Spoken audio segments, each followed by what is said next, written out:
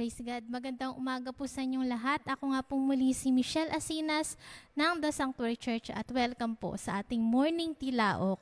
At bago po tayo magpasimula, atin po munang basahin sa John chapter 14 verse 1, Amplified Version. Sabi po rito, "Do not let your heart be troubled, afraid, cowardly, believe confidently in God and trust in Him. Have faith, hold on to it, rely on it, keep going and believe also in me." Let's pray mga kapatid. Lord, maraming pong salamat sa lahat po ng bagay na ginagawa niyo, Lord, sa panibagong buhay at kalakasan na binibigay niyo po sa amin. At ganun din po, Lord Jesus, sa talatang aming binasa at pagbubulay-bulayan kayo po yung patuloy na magbigay ng mensahe at gamitin niyo lamang po ako para sa inyong kapurihan, Lord God. Maraming pong salamat. In Jesus' name, Amen. At ang akin pong devotion sa umagang to ay pinamagatan ko pong Our Firm Foundation. So sa atin mga kapatid, di ba, napaka-importante talaga na matibay yung isang pundasyon. Kung ihalimbawa po natin sa isang gusali or sa isang bahay, di ba po kapag alam natin na hindi ganun kalalim yung pundasyon lalo na kung tinitirahan natin, minsan hindi na tayo napapalagay niyan o baka may mga time na hindi tayo nakakatulog kapag may mga bagyo or may lindol dahil alam natin na mababaw lang yung pundasyon. Pero kapag alam natin na matibay yung pundasyon na ating mga tirahan or nung gusali, nagiging panatag tayo. Dahil alam natin na hindi tayo pwedeng mapahamak. Kaya nga minsan mga kapatid, di ba may mga nababalitaan tayo na madaling naguguho, nasisira yung mga tahanan kasi nga dahil sa hindi matibay na pundasyon. Kasi napaka-importante po talaga na ang isang pundasyon ay matibay at hindi basta mauwasak. Sa atin po mga kapatid, dito po sa ating binasa sa John chapter 14:1, sinasabi po sa atin na ating Panginoong Diyos na do not let your heart be troubled, afraid, cowardly. May mga pagkakataan kasi dumarating sa atin yung nagkakaroon tayo ng fear. Natatakot tayo sa bawat sitwasyon at nawawala yung ating confidence sa ating Panginoon.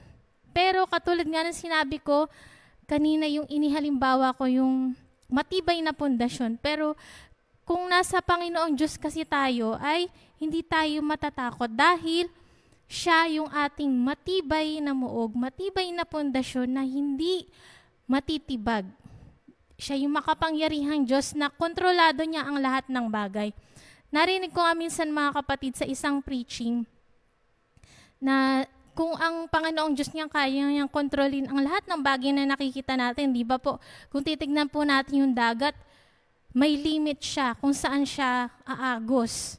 Yung pag-agos ng kanyang alon, hindi umaabot sa pinakasukdulan, mga kapatid. Dahil kontrolado nga ng ating Panginoong Diyos or even yung mga stars, hindi siya basta-basta bumabagsak or anumang mga bagay na nakikita natin sa paligid, lahat yan ay kontrolado ng isang makapangyarihang Diyos sa lahat. Dahil siya naman talaga ay naglikha ng lahat ng bagay. So, wala tayong dahilan para mag-alinlangan sa ating Panginoong Diyos. Kaya lang may mga pagkakataon na dumarating sa atin na nakakalimutan natin yung bagay na kayang gawin ng ating Panginoon. Kaya nga dito sa verse na nabasa natin, sinasabi na have faith, hold on to it. Na sinasabi na parati nating panghawakan yung pangako ng ating Panginoong Diyos. Pero ano nga ba yung mga reasons? Bakit may mga tao na nagkakaroon ng doubt sa power ng ating Panginoong Diyos? There are 3 reasons why people doubt the power of God. Ilan lang to sa mga reasons. At number 1, lack of knowledge about God. Minsan kasi pag hindi ganon kalalim yung pagkakilala natin sa ating Panginoong Diyos, ay nagkakaroon tayo ng doubt kung ano yung bagay na kaya niyang gawin. Isa na natin sa ihalimbawa na yung tinatawag na si Doubting Thomas, isa sa mga apostoles na ating Panginoon. Bakit siya nagkaroon ng doubt? nung muling mabuhay ang ating Panginoong Diyos, hindi kaagad siya naniwala na nabuhay si Jesus Christ. Dahil nga, may mga pagkakataon na nung gumagawa ng mga milagrong bagay ang ating Panginoong Diyos, ay wala siya. Kaya nung may nagsabi sa kanya na muling nabuhay ang Panginoong Jesus, hindi kaagad siya naniwala. Kaya nga siya tinaguri ang Doubting Thomas.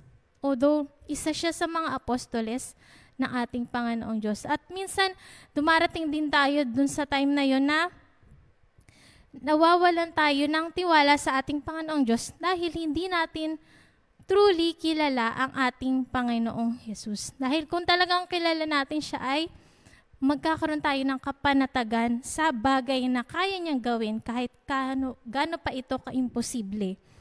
At number 2, when emotions takes place.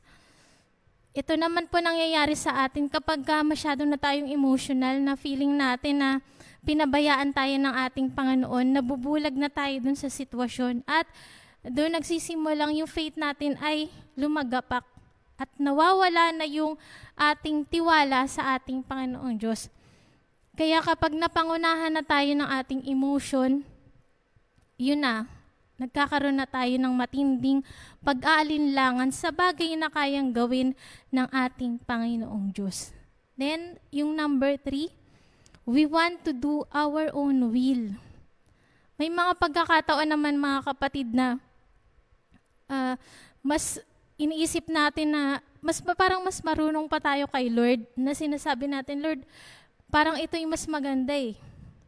Kaya nagkakaroon tayo ng doubt sa kalooban ng ating Panginoong Diyos dahil hindi tayo nagtitiwala na mas alam niya kung ano yung makakabuti sa atin. Kasi ang tinitignan lang natin kung ano yung nakikita ng mata natin at hindi natin nakikita yung magandang plano sa atin ng ating Panginoong Diyos.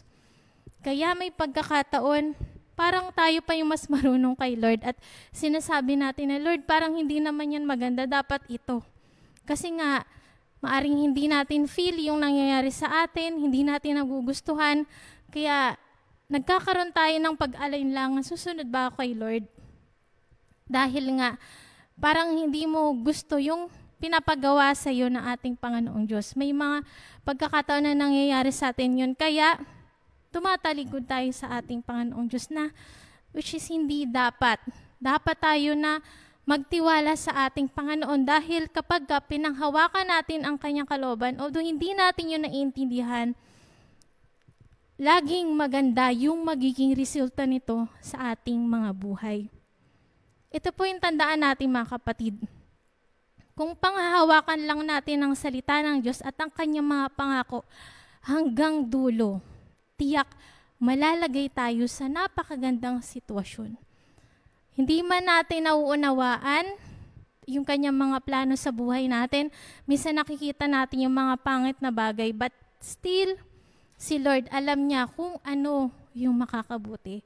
Kaya nga sabi rito, muli sa ating verse na nabasa, do not let your heart be troubled. At lagi nating lumalim sa panalangin kasi kailangan natin yan para mas maunawaan natin kung ano yung kalooban ng Diyos sa bawat isa sa atin. Kaya nga po sabi dito sa ating prayer focus, pray to have hope that can bring calmness to our hearts and help us endure even the most difficult situations. So, napaka-importante po yung prayer. Kasi hindi po natin ma-overcome yung bawat sitwasyon kung mag-rely lang tayo sa sarili natin at hindi tayo dudulog sa ating Panginoong Diyos. Mabubuksan yung ating spiritual eyes kapag tayo ay naging prayerful at lagi tayong dudulog sa ating Panginoong Diyos. Even sa difficult situation. Dahil ang buhay natin hindi naman laging okay, hindi laging masaya. Pero kung lalapit tayo at lagi tayong mananalangin sa ating Panginoong Diyos, mauunawaan natin bakit kailangan nating maranasan yung mga bagay na yun. So, napaka-importante po na lagi tayong may communication sa ating Panginoong Diyos at hindi dapat natin yun alisin sa buhay natin dahil yun yung magpapatatag sa atin. Sabi nga, yun talaga yung magiging magpapa-firm sa ating faith sa ating Panginoong Diyos. At tandaan natin kapag nasa presence tayo na ating Panginoong Diyos, siya yung ating matibay na muog, siya yung ating firm foundation na kahit na anong mangyari sa atin, kahit sa anumang sitwasyon, bagyo man yan or lindol or anumang mangyari, kapag ang Panginoong Diyos ay kasama natin, ay tiyak we are safe. At hindi tayo pababayaan ng ating Panginoong Diyos. Ang kailangan lang natin gawin always, pray, dahil yun lang talaga ang pag-asa natin para magkaroon tayo ng matinding strength sa panahon na maaring hindi natin nauunawaan. Pero isa lang ang tatandaan natin mga kapatid, God controls everything. Siya lang yung nakakaalam kung ano yung makakabuti sa atin. Maraming bagay na hindi natin nauunawaan, but still, just God, dahil siya yung nakakaalam kung ano yung ating future. So yun lang mga kapatid, at tayo po ay manalangin. Lord, maraming pong salamat sa paalala niyo po sa amin sa umagang to. Kayo po yung patuloy na manguna sa amin, Lord Jesus. Dahil napakarami pong pagkakataon, nagkakaroon po kami ng doubt. Nauunahan po kami ng aming emotion. Nagkakaroon po kami, Lord Jesus, ng mga disobedience. Dahil nakikita po namin, na akala po namin na yun po yung makakabuti sa amin, pero hindi pala. Dahil kayo lang po yung nakakaalam kung ano yung nararapat namin gawin. Tulungan niyo po kami na patuloy pong magtiwala sa inyo, maging kalmado sa anumang sitwasyon na aming kakaharapin, Lord God. Dahil alam po namin ang victory ay nagmumula lamang po sa inyo. Lord, kayo po yung patuloy na manguna sa bawat isa, at ganun din po, Lord Jesus, sa bawat nanonood at nakikinig ng Morning Tilaak na to, patuloy niyo po silang i-bless sa lahat po ng aspeto at kalooban niyo lamang po ang parating masunod. Maraming pong salamat. In Jesus' name, Amen. Marami pong salamat at God bless po sa inyo lahat.